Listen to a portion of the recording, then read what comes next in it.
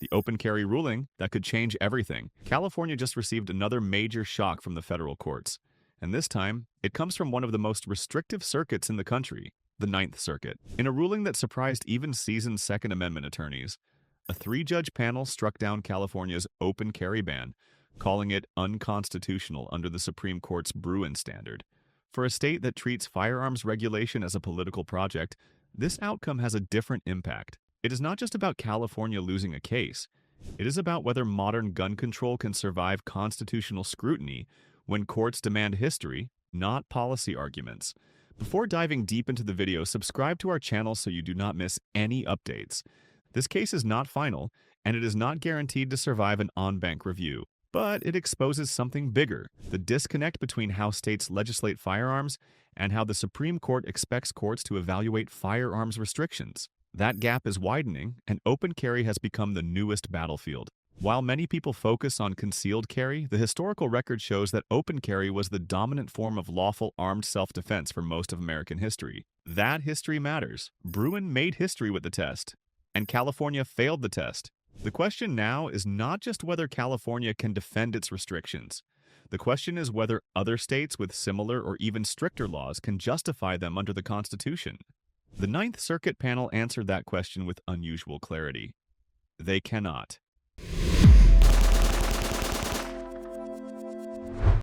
Section 1. What the Ninth Circuit just did. The ruling at the center of this moment is Baird v. Bonta, a constitutional challenge to California's complex and heavily restricted open carry regime. A three-judge panel reviewed the law and found significant parts unconstitutional. This is notable because the Ninth Circuit is typically viewed as one of the least friendly circuits for Second Amendment cases. Briefly, the panel reached three conclusions. California's blanket ban on open carry in counties with more than 200,000 residents lacks historical justification. The state failed to present any relevant historical analogs to support such a broad restriction. Open carry has deep historical roots that long predate the founding of the country. The panel did uphold certain licensing requirements for smaller counties, but the heart of the ban, the one affecting more than 95% of California residents, did not survive BRUEN. For California, the decision is a direct hit to the modern strategy of regulating public carry through layered restrictions. For the broader gun rights landscape, it is evident that courts are taking BRUEN seriously, at least at the panel level. Section 2. How California's ban worked. To understand the ruling, you have to understand the statute. California did not impose a simple statewide prohibition. It built a layered system using population thresholds and licensing schemes. If you lived in a county with more than 200,000 residents, open carry was prohibited entirely. If you lived in a rural county under that threshold, you could apply for an open carry license, but it only applied within that county and only at the discretion of law enforcement. Briefly, the system operated as follows. Large county residents were banned from open carry outright. Small county residents had a licensing path, but only locally.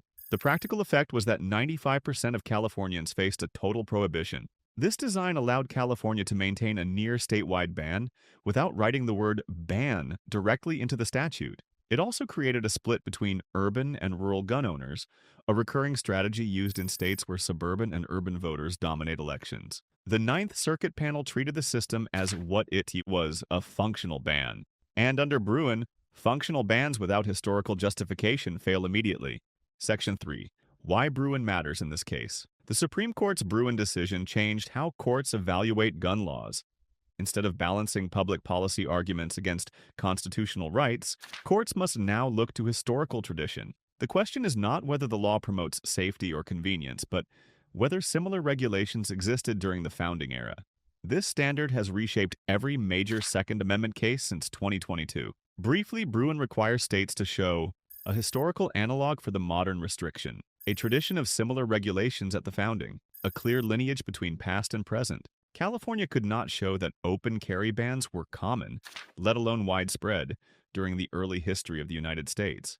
In fact, open carry was largely unregulated for more than a century, including in California itself. BRUEN matters because it eliminates the policy arguments states relied on for decades. California argued that restricting open carry saves lives. The Ninth Circuit panel responded with history, not statistics, and history did not support the state. Section 4. The history of open carry. One reason this ruling landed so forcefully is that open carry has a particularly deep historical footprint. For most of American history, open carry was the default form of public carry. Concealed carry restrictions existed in many states, but open carry remained lawful and unremarkable. The Ninth Circuit panel emphasized that point repeatedly. Briefly, the panel noted, open carry predates the Bill of Rights. Open carry remained common through the 19th century. Open carry was lawful in California for more than 160 years. Historical silence matters. When the founding era did not regulate something, courts treat that silence as evidence of acceptance, not oversight. By contrast, California attempted to justify modern bans with modern concerns, a strategy BRUEN does not allow. Because open carry was deeply rooted in history and tradition, California could not defend its prohibition. Under BRUEN, long-standing practice carries constitutional weight, and open carry has centuries of support behind it. Section 5. The en banc shadow over the ruling. Three-judge panels are not the end of the road in the Ninth Circuit. The circuit routinely grants en banc review in Second Amendment cases, and en banc panels have historically reversed pro-gun rulings coming out of three-judge panels. This pattern is well documented and well understood among litigators. Briefly, the en banc dynamic creates a second layer of judicial review, a higher likelihood of reversal, a longer litigation timeline. California is almost certain to request en banc review, and the Ninth Circuit is likely to grant it. That does not negate the current ruling, but it does mean the win is procedural, not final. This ruling is best understood as a step in a longer process.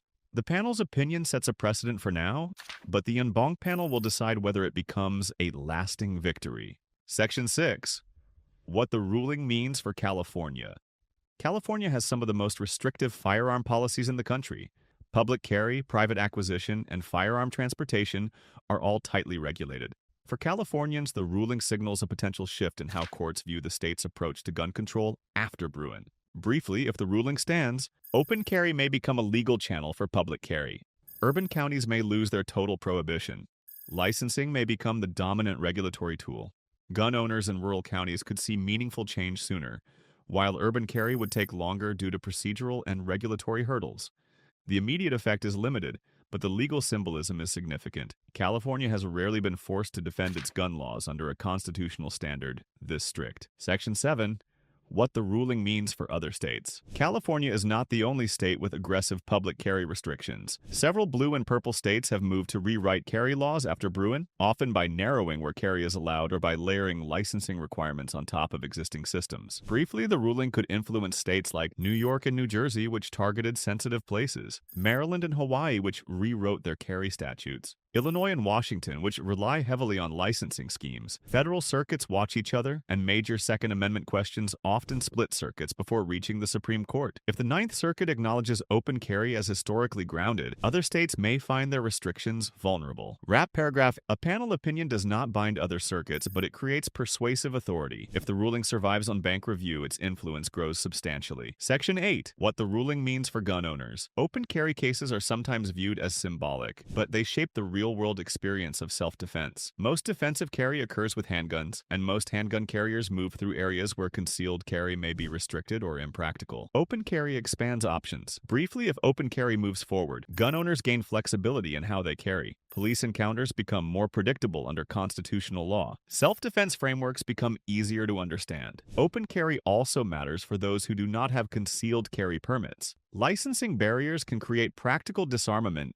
even when ownership remains legal. For everyday gun owners, the ruling is less about symbolism and more about restoring lawful public carry as part of American normalcy. Section 9. What this signals to the Supreme Court. This ruling sits at an interesting point in the post-BRUEN legal landscape. The Supreme Court has been selective about which Second Amendment cases it takes, choosing disputes that clarify doctrine rather than merely apply it. Open carry presents one of the few unresolved constitutional questions that BRUEN did not directly answer. The Ninth Circuit panel's decision makes that question harder for the Supreme Court to avoid in the coming years. Briefly, three signals stand out. The panel leaned heavily on founding-era history rather than modern policy. The ruling highlights tension between concealed versus open carry regulation. California is now in direct conflict with BRUEN BRUEN's historical test. Those signals matter for certiorari. The Supreme Court does not intervene because a state loses a case. It intervenes when legal doctrine splits, when circuits reach different interpretations, or when major constitutional rights become unstable across jurisdictions. With states ranging from permitless carry to full carry bans, public carry law is now fractured. If the Ninth Circuit en banc reverses the panel, the plaintiffs will have a direct and clean vehicle to petition the Supreme Court for review. If the en banc panel upholds the panel, the state will likely petition instead. Both scenarios move the dispute closer to Washington, and both raise the possibility of a national ruling on open carry that could settle the concealed versus open carry debate for the first time in constitutional history. Section 10, the road ahead. Victories in federal appellate courts do not immediately change state policy. California will almost certainly petition for en banc review, and the Ninth Circuit frequently takes Second Amendment cases en banc when the panel rules in favor of gun rights. En banc proceedings typically delay implementation, sometimes for more than a year, and allow a larger panel of judges to revisit the legal reasoning. This is where many BRUEN-era cases have been slowed or reversed. Briefly, the next stages will likely include en banc petition,